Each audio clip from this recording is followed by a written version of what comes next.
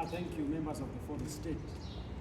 Now, yesterday, on the 26th day of February 2025, a petition was filed before the Public Service Commission by one Hussein Aila, requesting the Public Service Commission to take action against the Director of Public Prosecutions, whose current office holder is Mr. Renson Ingonga Mulele. And in that petition, there has been a number of allegations that have been made against the current Director of Public Prosecutions, which of course revolve around the decision that was made by the Director of Public Prosecutions sometime on the 25th or 26th day of February 2026, where the Director of Public Prosecutions made the decision, the independent decision, after reviewing the evidence and the case that was before the Magistrates Court in Milimani, and decided to have the charges against one Farida Idris Mohammed withdrawn on account of those charges having been made in the year 2023, which in his view, after assessing the facts, amounted to an abuse of the process of court. Now, it is important, because my senior, Mr. Danstan Omari, is going to at least give you a background of the facts. It is important that we disabuse ourselves from a misunderstanding that the petitioner has presented before the Public Service Commission, which of course he aims at misleading the Public Service Commission so that they can cause the removal or begin the process of the removal of the Director of Public Prosecutions from office. Now, in the petition filed before the PSC, two main grounds or major grounds have been proposed. One is that of incompetence, and secondly is that of gross misconduct. On the question about the Director of Public Prosecutions having grossly misconducted himself in discharge of his powers, it has been alleged that the independent decision that has been made by my senior Renson Ingonga has been made in violation of the Constitution, and therefore he's acted grossly. And one thing that has been alleged is this, that the decision that was made by the Director of Public Prosecutions to withdraw these charges has been motivated by ill will, that there has been preponderance of evidence presented before the court to suggest that indeed the person against whom the charges have been presented before court is actually guilty of those offenses. But one thing that the petitioner does not understand is this: the style or the manner in which the business of the Director of Public Prosecution or a holder of that office is conducted is one that is prescribed by law. Article 157 of the Constitution prescribes the powers and the functions of the Director of Public Prosecution. Number one, he has the power to institute criminal charges. Number two, he has the power to take criminal charges from the person who commenced either privately or otherwise criminal prosecutions. And number three, he has the power to cause or begin the process of terminating criminal charges against any person. In the power or the decision made by the DPP to terminate criminal charges, that is not a power or a function that is done independently. This is a function that is done after the court has authorized the Director of Public Prosecutions to enter what is previously or was previously called nolle prosequi. And when the Director of Public Prosecutions decides either to take up criminal charges or to commence criminal charges or to terminate criminal charges against any individual, this decision to charge or to terminate is made pursuant to either the evidential test or the public interest test. So this therefore means that sometimes, even when there is preponderance of evidence, there is evidence suggesting that someone might have committed an offense and is therefore liable for prosecution, the Director of Public Prosecution is by law sometimes precluded or prevented from taking action against that suspect or that accused person because of the public interest test. So to allege, as it has been alleged by the petitioner, Mr. Hussein, that the public prosecutor, Mr. Ingonga, is guilty of misconducting himself because he has made the decision, which of course was not favored by the court, to terminate the charges against Farida Idris is actually made improperly, so that in the fullness of time we shall be defending the Director of Public Prosecutions and trying to illuminate the mind of this petitioner that in fact he has been misled to filing the petition before the Public Service Commission, and there is no merit whatsoever in the petition. The public needs to be informed of the test that is there, the test that is used by the public prosecutor or Mr. Ingonga while taking up or terminating charges.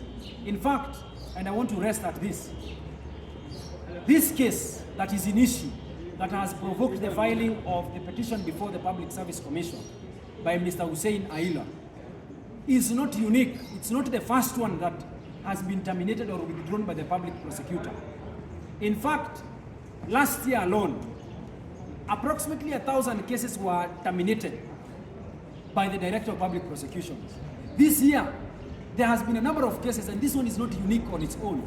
So to allege that by the Director of Public Prosecution exercising his powers independently, as it is so required under the Constitution, is acting either incompetently or acting in violation of the Constitution is at the very least unfortunate, and we are hoping that in the fullness of time, the counsels representing the petitioner will advise him accordingly, so that he is advised that the petition that lies before the PSC is dead on arrival.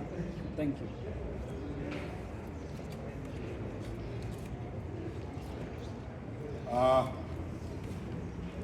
We have instructions to act for the Director of Public Prosecution, one Renson Ingonga, on two matters. One, to deal with the petition at the Public Service Commission, which my learned colleague has laid bare the angles that we are going to take. Number two, two media newspapers, the Daily Nation and the Standard, carried a story that is not factual. We have instructions to do a demand letter to them for them to correct the wrong information that they have given the public. One, the case number E2222/2023 has not been withdrawn. An application by the Director of Public Prosecution to withdraw was dismissed yesterday. And the trial court ordered that the matter to proceed expeditiously without delay on the 27th day of May 2025.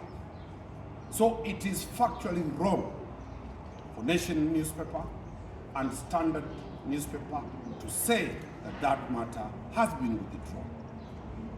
We have instructions to take up legal action against the two media houses. Number two, the Director of Public Prosecution exercises power to withdraw.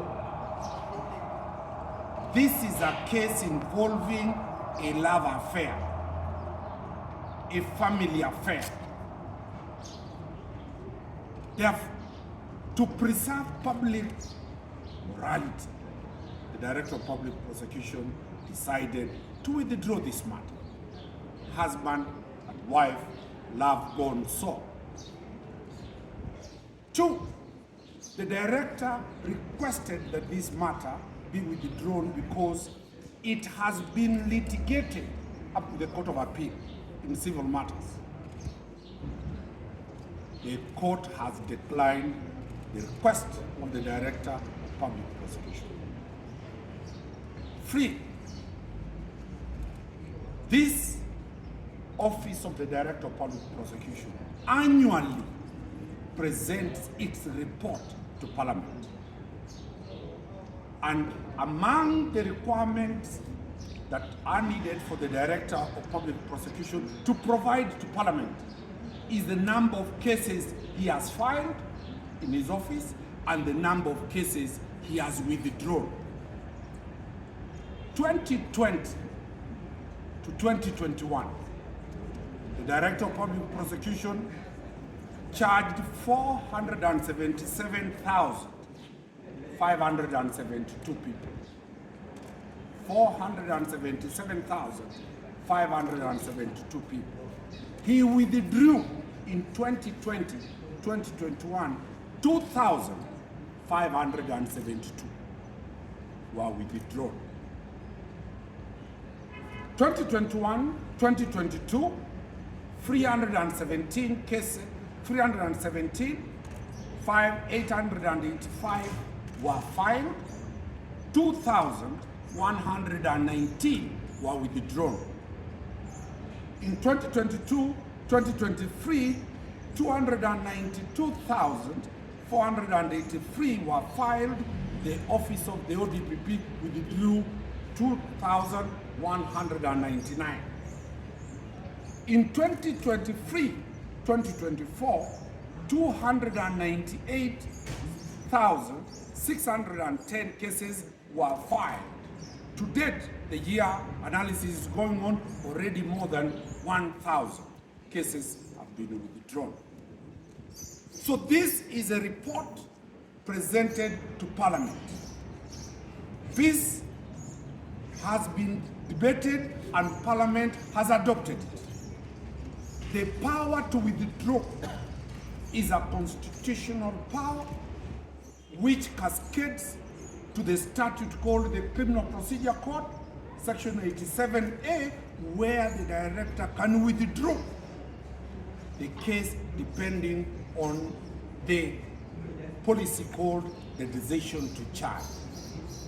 So it is factually wrong on the two media houses. It is not in good taste. We know there is a big war to demonize public officers. Director of Public Prosecution shall defend his office and shall defend his position and shall defend the decision to run his office without anybody's undue influence. The Director of Public Prosecution under Article 157 cannot be directed. He cannot be influenced by anybody. Therefore, he is exercising the mandate he was given to have. Those are the instructions we have from the Director of Public Prosecution. In a short while, we shall be sending to the media, the two houses, that demand notice. And we shall be moving to court expeditiously if they don't retract what they are factually reported to be wrong. Thank you.